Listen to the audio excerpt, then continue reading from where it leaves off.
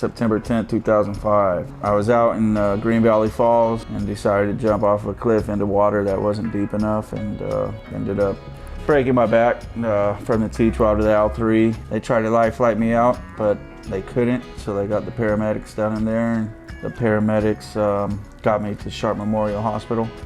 I mean, dude, this is our art form. Scenery adds to it. Sometimes I look at the scenery more than I do the trick itself. See, I had been partying the night before, had a bit of, too much alcohol, and wasn't in my right mindset. So I decided to jump off a cliff where the water wasn't deep enough. But it's funny how those types of accidents or whatever may be the life-changing experience that you needed to get you further in life. I'd be hyped if I could gap the two into Manny all the way to this stair set with my rail up on it. I'd have to do a gap to the rail. Should I go get the rail? I don't want to pressure you though. No, I'm rings are off. Oh shit! Rings are off. Game on. I'm pretty sure I used this rail. Do you think being in the wheelchair has made you a better person? Yeah, it's humiliated me. It's caused me to have to face the music and dig within, and see me for who I am, and accept my faults and all that, and make me strive to want to be a better man. We can all make excuses, dude. I mean, I can wake up tomorrow morning and decide, I'm done. I'm washing my hands of everything. I'm just gonna go and sit on that corner and beg for people's, hearts. Give me whatever you can. Giving up is the easiest thing in life to do, in my opinion. The hardest thing to do in life is, waking up, putting on your big boy pants and your shoes, and doing what you got to do to get by in life. And it's just that whole manual factor. Let's go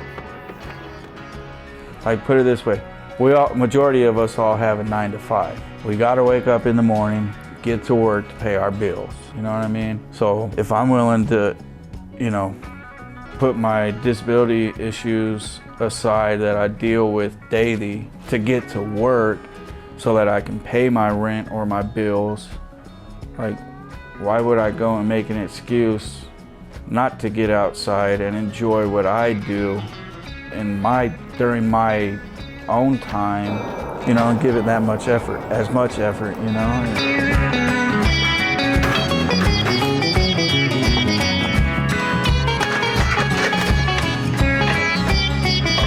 I mean, I heard a saying some years ago, and it's kind of stuck with me.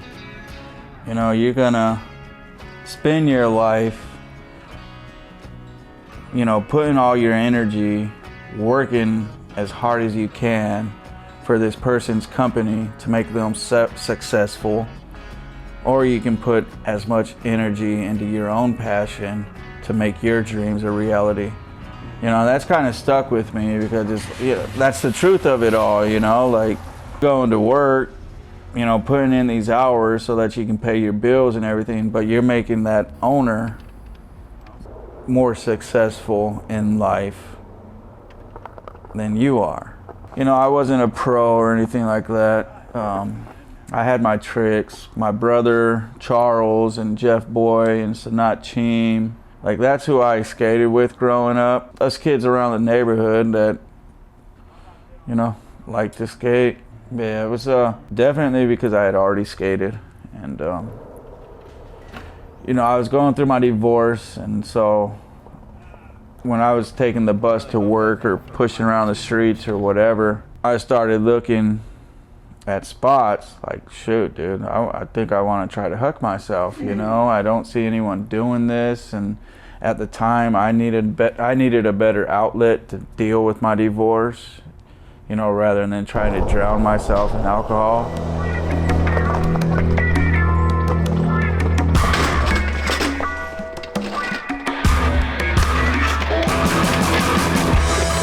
I still got hung up. Honestly, I think I was at Walmart or something. I was coming at a Walmart, and I called my mom on the phone, and I was like, "Ma, this is what I want to do.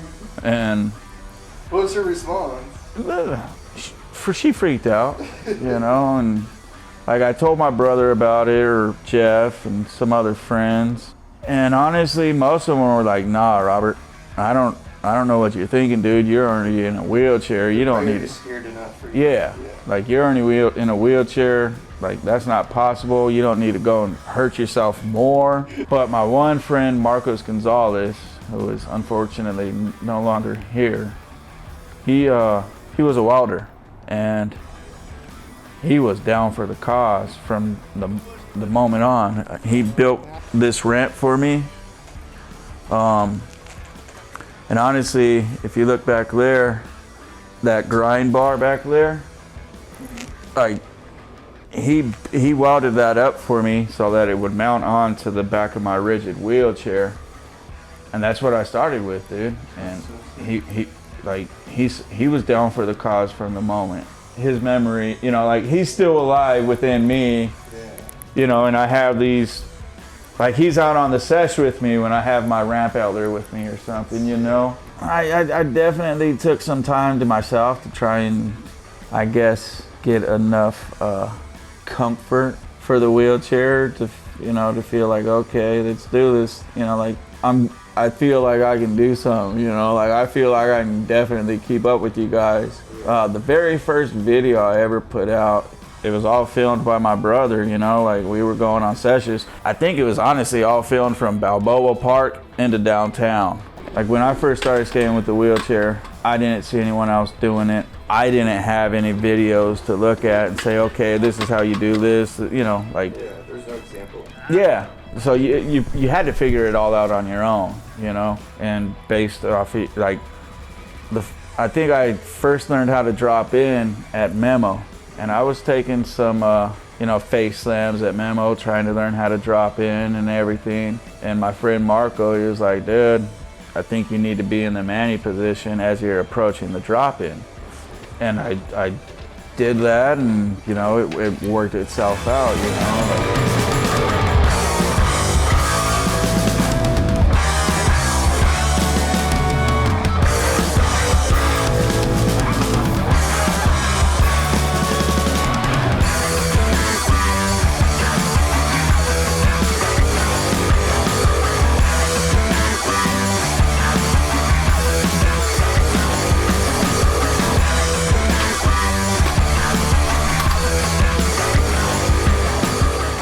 There's definitely more of a fear factor for me now compared to I didn't take skateboarding as serious. Like I started, you know, partying and all that, working, skateboard gets put aside. I think I actually last skated like 2 weeks before I broke my back.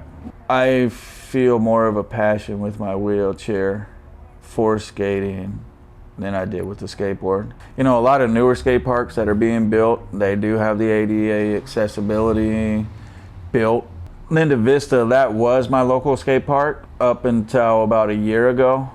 And that park wasn't built with any wheelchair accessibility. I fought for that. I fought tooth and nail for that, and they finally added some wheelchair accessibility. Can more wheelchair accessibility be added? Yes. But what they've provided now, I'm extremely thankful for, you know what I mean? It wasn't as challenging for me to get in there because I do skate, like I'll find a way. I wasn't necessarily thinking about myself, trying to fight for it. I was more so thinking about the people in wheelchairs that may have skated before, or, you know, rode a bike or rollerblades or whatever, and they can't do that now because their injury is more severe than those of us that can skate with our chairs. And they, you know, like they'd still like to be in the community and get out there with their friends and watch their friends, you know, skate or bike or rollerblade or whatever it may be, but they can't because the accessibility isn't there for them to get down close and personal where they can actually enjoy it with their friends. I'm always working on my own personal project, you know, but I've been working on a project with Nick Shields for about a year or so, maybe. I'm always trying to put parts and edits out, you know.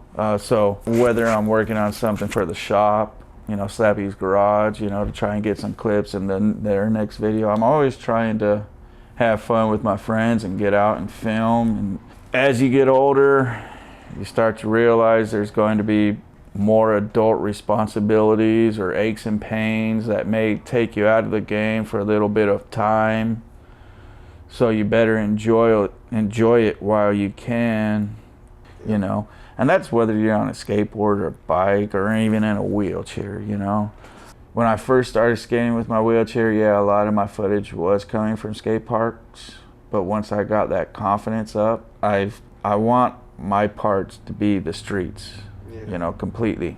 And it's just like skateboarding or anything, like you can finesse some security guards where they'll actually give you a try or two, but some of them are just like, no, get out of here, you're wasting my time or whatever. Is anybody like, you're in a fucking wheelchair, what are you thinking? Like, and how do you respond to that? I've had that happen at a wheelchair-based competition. They didn't want me to set up some of the obstacles that I had in mind because they were concerned about liability.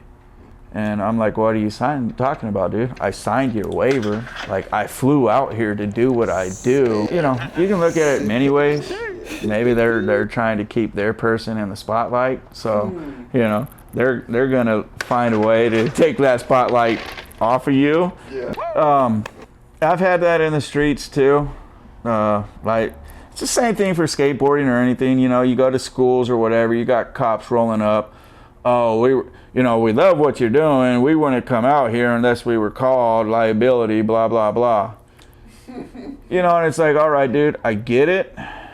But at the end of the day, like, if you're really, if they're really concerned about it, stop making the place a fucking playground for us then. Like, we see the spots, we seek them, we find them. Yeah. It's gonna happen one way or the other. Like, dude, we all have our body aches when we wake up in the morning. We all have our insecurities that we deal with, whether in a wheelchair or having to deal with another form of disability or having to deal with an addiction. Like, I've dealt with my own addiction issues, and I've dealt with my disability issues as well. Like, for me, at the end of the day,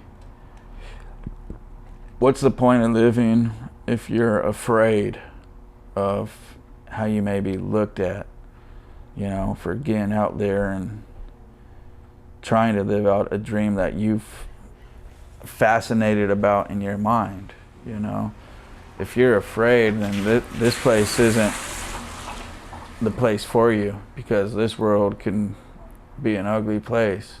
Do you ever get afraid, like when you're trying tricks? Definitely. I'm always afraid, Of course, you're gonna have those doubts and, I may hurt myself more. Like, this is my first sesh that I've been on since I fractured my kneecap. And so, and those injuries and those slams, they always stick with you, especially the major slams. Like, they're always gonna stick with you, Yeah. But, put it this way. When you're out on a sesh with your friends, your closest friends that have been there on most of your sessions and seen your meltdowns and seen your panics and everything, how more vulnerable can you get than that? And, that's when you find out, like, if they're actually there to support you as a friend because they're hyped on it, or if they're gonna, after everything's said and done, they're gonna go behind your back and talk trash on you because of how vulnerable you let yourself get. And sometimes it can take days. Hopefully you can get it within a matter of minutes or hours. Sometimes it can take days to years. But for the friends that have, been there for those breakdowns and the meltdowns and been there for it all and see you finally accomplish it, and they're in awe.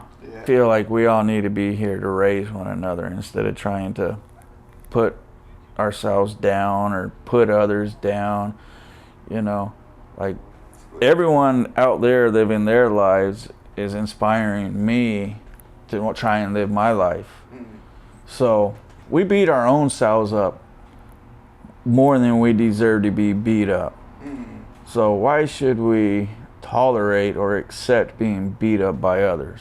You know, whether it's physically or mentally or whatever the scenario may be, you know. Skating, it's given me that platform, I guess you'll say, to try and right my wrongs and, you know, give me an opportunity to have my closest friends and family look at me differently, you know, because we can all easily give up and make those excuses, you know, that's the cop out. Yeah, that's the Easy way cop out. out. Yeah.